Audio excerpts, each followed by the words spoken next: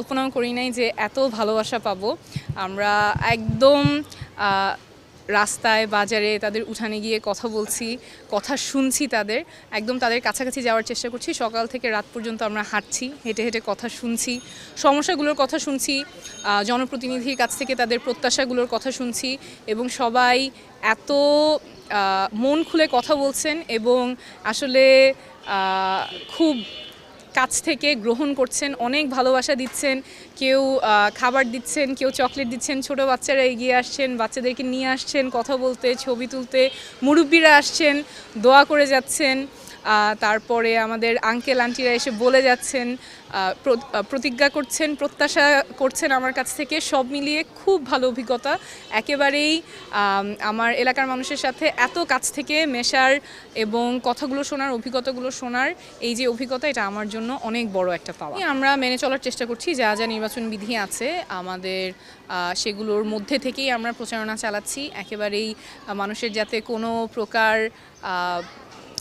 তাদের যে দৈনন্দিন জীবনযাপন সেটা যাতে নির্বিঘ্নভাবে চলতে পারে, যতখানি মিনিমাইজ করা যায় আমরা সেভাবেই প্রচারণা চালানোর চেষ্টা করছি, যাতে রাস্তাঘাটে তাদের চলাচলের ক্ষেত্রে জ্যামটা সৃষ্টি না হয়, শব্দ দূষণ না হয়, সেভাবেই আমরা প্রচারণা চালার চেষ্টা করছি বিধির মধ্যে থেকে। ঢাকা নয়, কিন্তু ঢাকার খুব গুরুত্বপূর্ণ একটা এলাকা।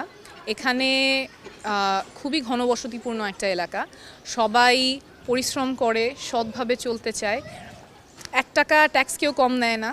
গ্যাসের বিল সবাই দেয়, পানির বিল সবাই দেয়, কিন্তু নাগরিক সুবিধার দিকে এই অঞ্চলটা অনেক পেছানো এবং সেটা আমরা বারবার আমাদের থেকে বলা হলেও, এলাকাবাসীর কাছ থেকে বলা হলেও এই জায়গাগুলো অ্যাড্রেসড হয়নি।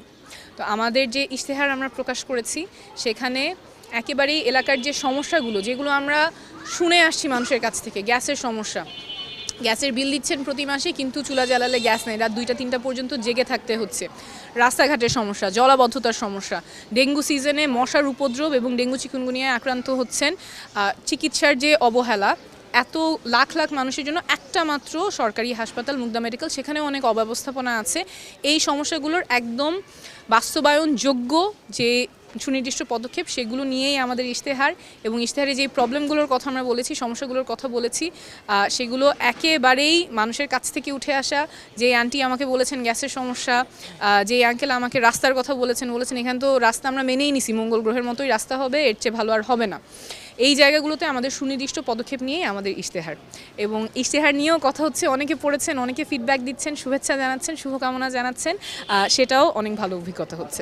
মানুষের মধ্যে অনেক আগ্রহ নির্বাচন নিয়ে, নির্বাচন যাতে সুষ্ঠু হয়, সুষ্ঠুভাবে তারা ভোট দিতে পারেন, সেটার প্রত্যাশা সবার কাছে আছে এবং সবাই অনেক স্বতঃস্ফূর্তভাবে ভোট দিতে যেতে চান, পরিকল্পনা করছেন কখন যাবেন, কিভাবে যাবেন, কয়েকজন একসাথে মিলে ভোট কেন্দ্রে যাবেন, কাকে ভোট দিবেন, সেগুলো নিয়ে আলোচনা করছেন।